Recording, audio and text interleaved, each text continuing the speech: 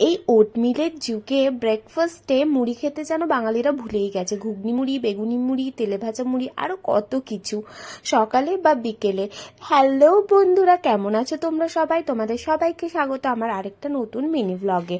তো আগের ব্লগটা যারা দেখেছো তারা তো জানোই আমি কিসের বড়া ভেজেছি বা রেসিপিটা কি।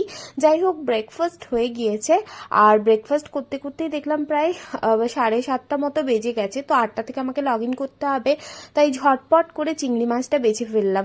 এই যে শুঙ্গাগুলো আছে, আমরা এটাকে, এই দাঁড়গুলোকে শুঙ্গা বলি আমাদের আঞ্চলিক ভাষায়। সেগুলোকে ভালো করে না বের করলে মুখে খুব খোঁচা দেয়, সেই জন্য ভালোভাবে পরিষ্কার করে এটাকে ভেজে নিলাম নুন হলুদ মাখিয়ে। আজকে ভেবেছি সেরকম কিছুই করব না, ওটার সাথে আমি ইঁচড় চিংড়ি বানাবো, এই কুচো চিংড়ি দিয়েই, আর চিংড়ি মাছের ভাজা খাবো। মাঝে মাঝে চিংড়ি মাছের ভাজা খেতে যে কি ভালো লাগে, তো তাই জন্য ইঁচড় চিংড়িটা বানাবো। ইঁচড় চিংড়িটা বানানোর জন্য প্রথমে আমি ইঁচড়টাকে ভেজে রেখেছিলাম, তারপর মশলাটা তৈরি করব। মশলার জন্য দিয়েছি পেঁয়াজ আদা রসুন ভালোভাবে ভেজে, তারপরে দিয়েছি টমেটো, জিরে, হলুদ, লঙ্কা, কাশ্মীরি লঙ্কা, সবশেষে দিয়েছি টমেটো। ব্যাস, তারপর ওই যে হালকা করে ভাপিয়ে রাখা যে আলু আর ইঁচড়টা ছিল সেটা দিয়ে দিব, দিয়ে ভালোভাবে এটাকে কষাতে দিতে হবে।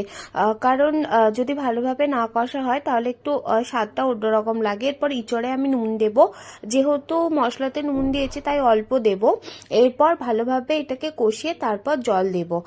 বাইরে দেখছি কি মারাত্মক হাওয়া বইছে, মনে হচ্ছে যেন এই কালবৈশাখী এলো বলে। কখনো রোদ দেয়, কখনো বৃষ্টি পড়ে, বুঝতেই পারি না কি হচ্ছে।